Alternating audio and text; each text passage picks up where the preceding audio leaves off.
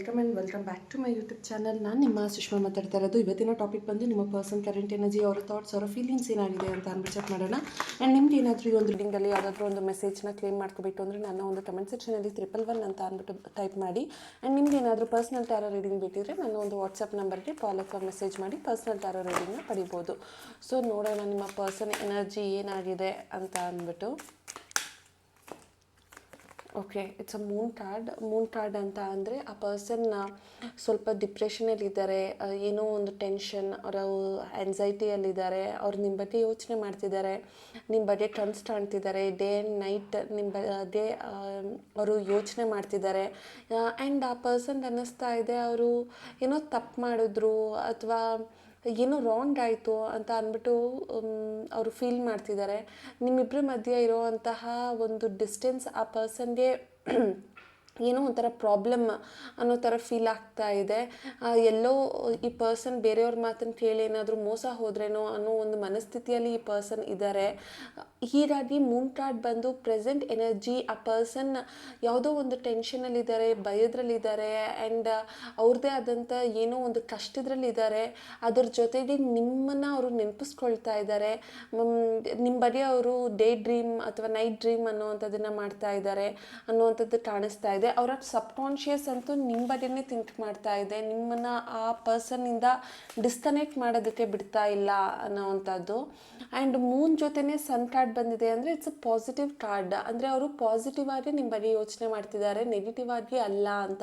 ಅಂದರೆ ಆ ಪರ್ಸನ್ಗೆ ನಿಮ್ಮ ಜೊತೆ ಇರೋದು ಏನೋ ಒಂಥರ ಖುಷಿ, ಸಂತೋಷ, ನೆಮ್ಮದಿ ಕೊಡುತ್ತೆ. ಆ್ಯಂಡ್ ಆ ಪರ್ಸನ್ ಸನ್ ಅಂತ ಅಂದರೆ ಅವ್ರು ನಿಮ್ಮ ಹತ್ರ ತುಂಬ ಟ್ರಾನ್ಸ್ಪರೆಂಟ್ ಆಗಿ ಇರೋದಕ್ಕೆ ಇಷ್ಟಪಡ್ತಾರೆ. ಯಾವುದೇ ಒಂದು ವಿಚಾರನೂ ಕೂಡ ಅವರು ಮುಚ್ಚಿಡೋದಕ್ಕೆ ಇಷ್ಟಪಡಲ್ಲ.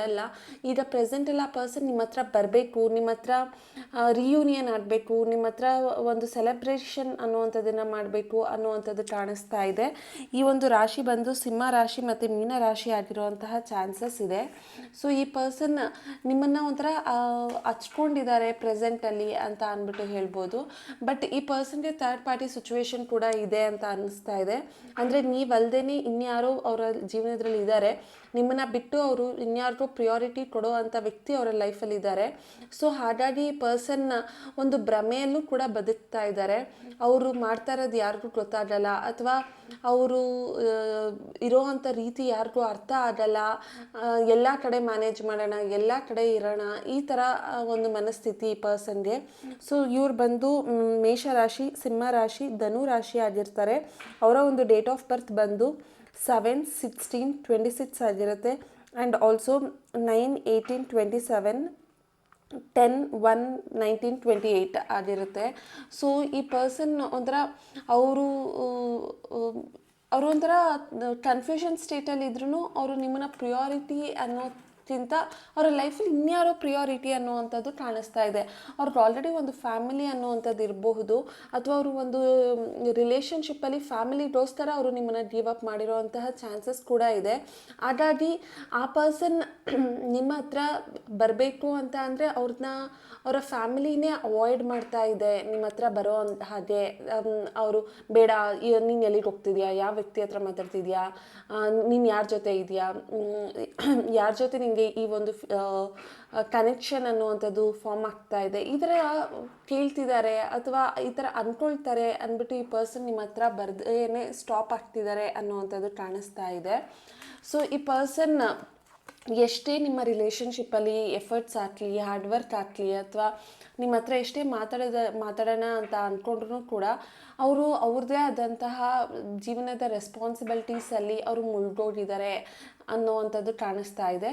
ಬಟ್ ಪ್ರೆಸೆಂಟಲ್ಲಿ ಅವರು ಅವರ ಕೆರಿಯರ್ ಮೇಲೆ ಅಥವಾ ಫಿನಾನ್ಷಿಯಲ್ ಸ್ಟೇಟಸ್ ಮೇಲೆ, ಅವರ ಫ್ಯಾಮಿಲಿ ಮೇಲೆ ಫೋಕಸ್ ಮಾಡಿದ್ದಾರೆ ಅನ್ನೋವಂಥದ್ದು ಗೊತ್ತಾಗುತ್ತೆ. ಆ್ಯಂಡ್ ಅವ್ರದ್ದೇ ಆದಂತಹ ಕೆಲವೊಂದು ಪರಿಸ್ಥಿತಿಯಲ್ಲಿ ಅವರು ಸಿಗಾಕೊಂಡಿದ್ದಾರೆ ಅನ್ನುವಂಥದ್ದು ಇಲ್ಲಿ ಅರ್ಥ ಆಗ್ತಾ ಇದೆ. ಸೊ ಅವರ ಒಂದು ಡೇಟ್ ಆಫ್ ಬರ್ತ್ ಮೇಲೆ ಅವರ ಅಕ್ಷರ ಬಂದು HDNYCTZBVUWPJKHALS ಆಗಿರುತ್ತೆ. ಸೊ ನೋಡೋಣ ಓಕೆ, ಏಸ್ ಆಫ್ ವಾಂಡ್ ಅಂತ ಅಂದರೆ ಅವರು ಒಂದು ಆ್ಯಕ್ಷನ್ ತೊಗೋಬೇಕು, ಅವ್ರು ನಿಮ್ಮ ಹತ್ರ ಒಂದು ಮಾತಾಡಬೇಕು, ನಿಮ್ಮ ಹತ್ರ ಬಂದು ಒಂದು ನ್ಯೂ ರಿಲೇಷನ್ಶಿಪ್ ಥರ ಫಾರ್ಮ್ ಮಾಡಬೇಕು ಅನ್ನೋ ಒಂದು ಮನಸ್ಥಿತಿ ಇದೆ. ಬಟ್ ಅವ್ರನ್ನ ಅವರು ಕಂಟ್ರೋಲ್ ಮಾಡ್ಕೊಳ್ತಿದ್ದಾರೆ, ಅವ್ರನ್ನ ಅವರು ಅವಾಯ್ಡ್ ಮಾಡ್ತಾ ಇದ್ದಾರೆ ಅಂತ ನೀವು ತಿಳ್ಕೊಬೋದು ಇಲ್ಲಿ. ಬಿಕಾಸ್ ಆ ಪರ್ಸನ್ ರೈಟ್ ನಾವು ಒಂದು ಸಂದಿಗ್ಧ ಪರಿಸ್ಥಿತಿಯಲ್ಲಿದ್ದಾರೆ ಅನ್ನುವಂಥದ್ದು ಕಾಣಿಸ್ತಾ ಇದೆ. ಈ ಒಂದು ಪರಿಸ್ಥಿತಿಯಲ್ಲಿ ಈ ಪರ್ಸನ್ ಫೀಲ್ ಮಾಡ್ತಿರೋದೆ ಹೇಗೆ ಓಡೋದು, ಹೇಗೆ ಅಪ್ರೋಚ್ ಮಾಡೋದು, ಹೇಗೆ ಮಾತಾಡೋದು ಅಂತ ಅಂದ್ಬಿಟ್ಟು. ಆದರೆ ಅವರು ಬರಬೇಕಾದ್ರೆ ಆ ಥರ್ಡ್ ಪಾರ್ಟಿನ ಬಿಟ್ಟಂತೂ ಬರಲ್ಲ. ಅವರು ಥರ್ಡ್ ಪಾರ್ಟಿನ ಇಟ್ಕೊಂಡೇ ಅವರು ನಿಮ್ಮ ಹತ್ರ ಬರುವಂತಹ ಚಾನ್ಸಸ್ ಇದೆ. Okay, you stole my heart at first sight, handle it with care. ನೀವು ಹೇಳ್ತಿದ್ದೀರಾ, ನೀವು ನನ್ನ ಪ್ರೀತಿ ಅಥವಾ ನನ್ನ ಹೃದಯನ ನೀವು ಫಸ್ಟ್ ಟೈಮೇ ಕದ್ಬಿಟ್ಟಿದ್ದೀರಾ. ಅದನ್ನು ಹ್ಯಾಂಡಲ್ ಮಾಡಿ, ಅದನ್ನು ಪ್ರಾಪರಾಗಿ ಕೇರ್ ಮಾಡಿ, ಅದನ್ನು ನಿಭಾಯಿಸೋದನ್ನು ಕಲೀರಿ. ಪ್ರೀತಿಸೋದು ಇಂಪಾರ್ಟೆಂಟ್ ಅಲ್ಲ, ಆ ಪ್ರೀತಿನ ಉಳಿಸ್ಕೊಳ್ಳೋದು ಇಂಪಾರ್ಟೆಂಟು ಅನ್ನೋ ಥರ ನಿಮ್ಮ ಫೀಲಿಂಗ್ ಆಗಿದೆ. ಸೊ ನಿಮಗೆ ಅನ್ನಿಸ್ತಾ ಇದೆ ಅವರು ಪ್ರಾಪರಾಗಿ ರಿಲೇಷನ್ಶಿಪ್ನ ಹ್ಯಾಂಡಲ್ ಮಾಡ್ತಿಲ್ಲ ಅಂತ ಅಂದ್ಬಿಟ್ಟು. I feel jealous and anger because I love you deeply. So ಈ ಪರ್ಸನ್ ನಿಮ್ಮ ಹತ್ರ ಇಲ್ಲದೆ ಹೋದ್ರೂ ನೀವು ಯಾರ ಹತ್ರ ಆದರೂ ಮಾತಾಡ್ತಿದ್ರೆ ಅವ್ರಿಗೊಂದು ಜೆಲಸ್ ಫೀಲ್ ಆಗುತ್ತೆ, ಕೋಪ ಬರುತ್ತೆ, ಪೊಸೆಸಿವ್ನೆಸ್ ಆಗ್ತಾರೆ. ಯಾಕೆಂದರೆ ಅವ್ರು ನಿಮ್ಮನ್ನ ಅಷ್ಟು ಪ್ರೀತಿಸ್ತಾರೆ ಅಂತ ಅಂದ್ಬಿಟ್ಟು ಆ ಪರ್ಸನ್ ಹೇಳ್ತಿದ್ದಾರೆ. ಸೊ ನೀವೇನಾದರೂ ಬೇರೆಯವ್ರ ಹತ್ರ ಮಾತಾಡ್ತಿದ್ರೆ ಈ ಪರ್ಸನ್ಗೆ ಇಷ್ಟ ಆಗಲ್ಲ, ಅದು ಅವ್ರಿಗೆ ಕೋಪ ಬರುತ್ತೆ ಅಂತ ಅಂದ್ಬಿಟ್ಟು. And in the same sense ನಿಮಗೂ ಕೂಡ ಅಷ್ಟೇ, ಈ ಪರ್ಸನ್ ಬೇರೆಯವ್ರ ಹತ್ರ ಮಾತಾಡ್ತಿದ್ರೆ ನಿಮಗೂ ಇಷ್ಟ ಆಗಲ್ಲ, ನಿಮಗೂ ಅವ್ರ ಮೇಲೆ ಕೋಪ ಬರುತ್ತೆ, ಜೆಲಸ್ ಫೀಲ್ ಆಗುತ್ತೆ. ನಾನು ಅಷ್ಟೆಲ್ಲ ಪ್ರೀತಿ ಕೊಟ್ಟೆ, ಅವ್ರು ಬೇರೆಯವ್ರ ಹತ್ರ ಮಾತಾಡ್ತಿದ್ದಾರೆ, ಬೇರೆಯವ್ರ ಹತ್ರ ಇದ್ದಾರೆ ಅಂತ ನಿಮಗೂ ಕೋಪ ಬರುತ್ತೆ, ನಿಮಗೂ ಜೆಲಸ್ ಆಗುತ್ತೆ ಅಂತ ಅಂದ್ಬಿಟ್ಟು. So don't try to be perfect, just be true. Okay, ನೀವು ಹೇಳ್ತಿದ್ದೀರಾ ನೀವು ಪರ್ಫೆಕ್ಟಾಗಿ ಇರಬೇಕು ಅಂತ ಏನಲ್ಲ, ಆದರೆ ನಿಯತ್ತಾಗಿ ನ್ಯಾಯವಾಗಿದ್ದರೆ ಸಾಕು ನೀವು ನನ್ನ ಜೊತೆ. ಈಗ ಪ್ರಾಬಬ್ಲಿ ನೀವಿಬ್ಬರು ಒಂದೇ ಆಫೀಸಲ್ಲಿ ವರ್ಕ್ ಮಾಡ್ತಿರ್ತೀರಾ, ಈ ಪರ್ಸನ್ ಫಸ್ಟೆಲ್ಲ ನಿಮ್ಮ ಜೊತೆ ತುಂಬ ಚೆನ್ನಾಗಿರ್ತಾರೆ. ಅದಾದಮೇಲೆ ಬೇರೆ ವ್ಯಕ್ತಿಗಳು ಯಾರಾದರೂ ಬಂದಿದ ತಕ್ಷಣ ಅಲ್ಲಿ ಮೈಂಡ್ ಡೈವರ್ಟ್ ಮಾಡ್ಕೊಂಡ್ಬಿಡ್ತಾರೆ. ಆವಾಗ ನಿಮ್ಗೆ ಅನಿಸುತ್ತೆ, ಅಲ್ಲ ಇಷ್ಟು ದಿನ ನೀನು ನನ್ನ ಜೊತೆ ಇದ್ದೆ, ನನ್ನನ್ನು ಪ್ರೀತಿಸ್ತೀನಿ ಅಂತ ಅಂದ್ಬಿಟ್ಟು ಹೇಳ್ತಿದ್ದೆ, ಈಗ ಯಾರೋ ಬಂದಿದ ತಕ್ಷಣ ನನ್ನನ್ನು ಬಿಟ್ಬಿಟ್ಟು ನೀನು ಬೇರೆಯವ್ರ ಹತ್ರ ಹೇಗೆ ಹೋಗ್ತೀಯಾ ಅಂತ ನೀವು ಫೀಲ್ ಮಾಡ್ತಿದ್ದೀರಾ. ಅಂದರೆ ನೀವು ಅಂತಿದ್ದೀರಾ ನೀನು ಪರ್ಫೆಕ್ಟಾಗಿರಬೇಕು ಅಂತ ನಾನು ಹೇಳ್ತಿಲ್ಲ, ಆದರೆ ನಿಯತ್ತಿಂದ ನ್ಯಾಯವಾಗಿ ಯಾರನ್ನ ಪ್ರೀತಿಸ್ತಿದೆಯಾ ಅವ್ರನ್ನ ಪ್ರೀತಿಸೋದನ್ನು ಕಲಿ ಅನ್ನೋದನ್ನು ಫೀಲ್ ಮಾಡ್ತೀರಾ. ಆಮೇಲೆ ನೀವು ಈಗ ಇಬ್ಬರು ಒಂದೇ ಕಡೆ ವರ್ಕ್ ಮಾಡೋದ್ರಿಂದ ಅವ್ರು ಯಾರೋ ಬೇರೆಯವ್ರ ಹತ್ರ ಮಾತಾಡ್ತಿದ್ರೆ ನಿಮಗೆ ಜೆಲಸ್ ಕೂಡ ಆಗುತ್ತೆ, ಕೋಪನೂ ಬರುತ್ತೆ. ಅವ್ರಿಗೂ ಅಷ್ಟೇ, ನೀವು ಯಾರ ಜೊತೆ ಮಾತಾಡ್ತಿದ್ರೆ ಜೆಲಸ್ ಫೀಲ್ ಆಗುತ್ತೆ, ಕೋಪ ಬರುತ್ತೆ. ಸೊ ರಿಲೇಷನ್ಶಿಪ್ಪಲ್ಲಿ ನೀವು ಅವ್ರ ಹತ್ರ ಹೇಳ್ತಿದ್ದೀರಾ ಲಾಯಲ್ ಆಗಿರು, ನಿಯತ್ತಾಗಿರು ಅಂತ ಅಂದ್ಬಿಟ್ಟು. And don't seek financial help from me. In case ನೀವೇನಾದರೂ ಆ ಪರ್ಸನ್ನಿಂದ ದುಡ್ಡನ್ನ ಎಕ್ಸ್ಪೆಕ್ಟ್ ಮಾಡ್ತಿದ್ರೆ, ನೀವು ಆ ಪರ್ಸನ್ಗೆ ಹೇಳ್ತಿದ್ದೀರಾ ಫಿನಾನ್ಷಿಯಲ್ ಹೆಲ್ಪ್ಗೋಸ್ಕರ ನೀನು ನನ್ನ ಹತ್ರ ಬರಬೇಡ, ನಿನ್ನ ಪ್ರೀತಿ ಇದ್ದರೆ ಆದರೆ ಹಣಕಾಸಿನ ವಿಚಾರವಾಗಿ ನೀನು ಏನಾದರೂ ನನ್ನ ಹತ್ರ ಬರ್ತಿದ್ರೆ ಆ ಥರ ಬರಬೇಡ. ನೀವು ಅಂತಿದ್ದೀರಾ ನಿಯತ್ತಾಗಿರೋ ಪ್ರೀತಿಗೆ ಹಣ ಯಾಕೆ, ಬೇರೆಯವ್ರ ಹತ್ರ ಮಾತಾಡೋದು ಯಾಕೆ, ನನಗೆ ನೀನು ನಿನಗೆ ನಾನು ಅಂತ ಇದ್ದಾಗ ನೀನು ಯಾಕೆ ಈ ಥರ ಮಾಡ್ತಿದ್ಯಾ ಅನ್ನೋ ಒಂದು ಫೀಲಿಂಗ್ ನಿಮಗೆ ಕಾಡ್ತಾ ಇದೆ. ಸೊ ಫಿನಾನ್ಷಿಯಲ್ ಹೆಲ್ಪ್ಗೋಸ್ಕರ ನೀನೇನಾದರೂ ಹಾಗಾಗ ಬರ್ತಾ ಇದ್ದರೆ ಆ ಥರ ಬರಬೇಡ. ನಿನ್ನ ಕಷ್ಟಕ್ಕೆ ನೀನು ಬಂದು ನೀನು ಏನಂತಾರೆ ಸೆಲ್ಫಿಶ್ ಆಗಬೇಡ ಅಂತ ಅಂದ್ಬಿಟ್ಟು ಹೇಳ್ತಿದ್ದೀರಾ. I love your voice, I can talk with you day and night. So ನಿಮಗೆ ಆ ವ್ಯಕ್ತಿ ಹತ್ರ ಮಾತಾಡಬೇಕು ಅನ್ನಿಸ್ತಾ ಇದೆ, ಕಮ್ಯುನಿಕೇಟ್ ಮಾಡಬೇಕು ಅಂತ ಅನ್ನಿಸ್ತಿದೆ, ನೀವಿಬ್ಬರು ಮತ್ತೆ ರಿಲೇಷನ್ಶಿಪ್ಪಲ್ಲಿ ಮತ್ತೆ ರೀಸ್ಟಾರ್ಟ್ ಮಾಡಬೇಕು ಅಂತ ಇದೆ. ಆದರೆ ಆ ಪರ್ಸನ್ ನಿಮ್ಮ ಹತ್ರ ಮಾತಾಡ್ತಾ ಇಲ್ಲ, ಬಟ್ ನಿಮ್ಗೆ ಅನ್ನಿಸ್ತಾ ಇದೆ ನನಗೆ ನಿನ್ನ ವಾಯ್ಸ್ ಕೇಳಬೇಕು, ನಿನ್ನ ಹತ್ರ ಮಾತಾಡಬೇಕು, ನಿನ್ನ ಹತ್ರ ಇರಬೇಕು ಅಂತ ಅನ್ನಿಸ್ತಾ ಇದೆ ಅಂತ ಅಂದ್ಬಿಟ್ಟು ನೀವು ಹೇಳ್ತಿದ್ದೀರಾ. ಸೊ ಆದಷ್ಟು ಬೇಗ ನಾನು ನಿನ್ನ ಹತ್ರ ಮಾತಾಡಬೇಕು ಅನ್ನೋ ಫೀಲಿಂಗಲ್ಲಿ ನೀವಿದ್ದೀರಾ ಅನ್ನೋವಂಥದ್ದು ಕಾಣಿಸ್ತಾ ಇದೆ.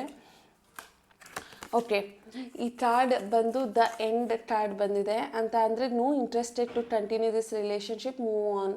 ಸೊ ಈ ಪರ್ಸನ್ ಏನು ಫೀಲ್ ಮಾಡ್ತಿದ್ದಾರೆ ಅಂತ ಅಂದರೆ ಇಷ್ಟೆಲ್ಲ ಪ್ರಾಬ್ಲಮ್ ಇದ್ದಾಗ ನನಗೆ ಫೀಲಿಂಗ್ ಅಥವಾ ನನಗೆ ಇಂಟ್ರೆಸ್ಟ್ ಅಂತ ಆದರೂ ಹೇಗೆ ಬರುತ್ತೆ. ಸೊ ನನಗೆ ನನ್ನ ರಿಲೇಷನ್ಶಿಪ್ ಇಂದ ನಾನು ಹೊರಗಡೆ ಬರಬೇಕು ಅಥವಾ ನಾನು ಮೂವ್ ಆನ್ ಆಗಬೇಕು ಅಂತ ಅಂದ್ಕೊಳ್ತಿದ್ದೀನಿ ಅಂತ. ಇದು ಎರಡು ವ್ಯಕ್ತಿಯ ಭಾವನೆನೂ ಆಗಿರ್ಬೋದು, ನಿಮ್ಮದು ಆಗಿರ್ಬೋದು, ಅವ್ರದ್ದು ಆಗಿರ್ಬೋದು. ಈ ಒಂದು ರಿಲೇಷನ್ಶಿಪ್ಪಲ್ಲಿ ಮಿಸ್ಅಂಡರ್ಸ್ಟ್ಯಾಂಡಿಂಗ್ ಅಥವಾ ಈ ಒಂದು ರಿಗ್ರೆಟ್ಸ್ ಅಥವಾ ಬೇಜಾರು ಮಾಡ್ಕೊಳ್ಳೋದು, ದುಃಖ ಪಡೋದು, ಹತಾಶೆ ಫೀಲ್ ಆಗೋದು ಅಥವಾ ಟೆನ್ಷನಲ್ಲಿರೋದು, ಓವರ್ ಥಿಂಕ್ ಮಾಡೋದು, ಇದೆಲ್ಲನೂ ನಿಮಗೆ ಆಗ್ತಾ ಇಲ್ಲ. ಸೊ ನಿಮಗೂ ಅನಿಸುತ್ತೆ ಈ ಒಂದು ಟಾಕ್ಸಿಕ್ ರಿಲೇಷನ್ಶಿಪ್ಪಿಂದ ಹೊರಗಡೆ ಬಂದುಬಿಡಬೇಕು ಅಂತ ಅಂದ್ಬಿಟ್ಟು ಇನ್ನು ಸೇಮ್ ಸೆನ್ಸ್ ಆ ಪರ್ಸನ್ಗೂ ನಿಮ್ಮ ಮೇಲೆ ಇದ್ದಂತಹ ಇಂಟ್ರೆಸ್ಟ್ ಡೇ ಬೈ ಡೇ ಕಮ್ಮಿ ಆಗ್ತಾ ಇರೋದ್ರಿಂದ ಅವರು ಕೂಡ ರಿಲೇಷನ್ಶಿಪ್ಪಿಂದ ಮೂವ್ ಆನ್ ಆಗಬೇಕು ಅಂತ ಅಂದ್ಬಿಟ್ಟು ಅವರು ಅಂದ್ಕೊಳ್ತಿದ್ದಾರೆ. So it's a card of confusion. ಒಂದು ಟೈಮಲ್ಲಿ ಇದ್ದ ಫೀಲಿಂಗ್ಸ್ ಇನ್ನೊಂದು ಟೈಮಲ್ಲಿ ಇಲ್ಲ. ತುಂಬ ಮೂಡ್ ಸ್ವಿಂಗ್ಸ್ ಅನ್ನುವಂಥದ್ದಿದೆ. ಯಾಕೆಂದರೆ ಇಲ್ಲಿ ನೀವು ನೋಡ್ಬೋದು ಸ್ಟಾರ್ಟಿಂಗ್ ಮೂನ್ ಕಾರ್ಡಿಂದ ಎಂಟರ್ ಆಗಿ ಲಾಸ್ಟ್ ಬರೋಷ್ಟೊತ್ತಿಗೆ ದ ಎಂಡ್ ಕಾರ್ಡ್ ಬಂದಿದೆ. ಅಂತ ಅಂದರೆ ಈ ಪರ್ಸನ್ ಬಂದು ಕನ್ಫ್ಯೂಸ್ಡ್ ಸ್ಟೇಟಲ್ಲಿದ್ದಾರೆ, ಕ್ಲಾರಿಟಿ ಇಲ್ಲ, ಚಾಯ್ಸಸ್ ಜಾಸ್ತಿ ಇದೆ. ಮತ್ತು ಒಂದು ಟೈಮಲ್ಲಿ ಇರಬೇಕಾದ ಮನಸ್ಥಿತಿ ಇನ್ನೊಂದು ಟೈಮಲ್ಲಿ ಇರಲ್ಲ. ಸೊ ಹೀಗಾಗಿ ಈ ಪರ್ಸನ್ ಲಾಯಲ್ ಆಗಿರ್ತಾರೆ ಅಂತಲೂ ಹೇಳೋದಕ್ಕಾಗಲ್ಲ. ಥರ್ಡ್ ಪಾರ್ಟಿ ಸಿಚುವೇಶನ್ ಕೂಡ ಈ ಒಂದು ರಿಲೇಷನ್ಶಿಪ್ಪಲ್ಲಿರೋ ಚಾನ್ಸಸ್ ಇದೆ. ಸೊ ಹೀಗಾಗಿ ನಿಮಗೆ ಈ ರಿಲೇಷನ್ಶಿಪ್ ಬೇಕಾ ಅನ್ನೋದು ನೀವು ತಿಳ್ಕೊಬೇಕಾಗಿದೆ. ಓಕೆ, ಸೊ ಇದಾಗಿತ್ತು ಇವತ್ತಿನ ರೀಡಿಂಗ್. ನಿಮ್ಗೆ ಏನಾದರೂ ಇಷ್ಟ ಆಯಿತು ಅಂತಾದರೆ ನನ್ನ ಒಂದು ಕಮೆಂಟ್ ಸೆಕ್ಷನಲ್ಲಿ ತಿಳಿಸಿ. Thank you.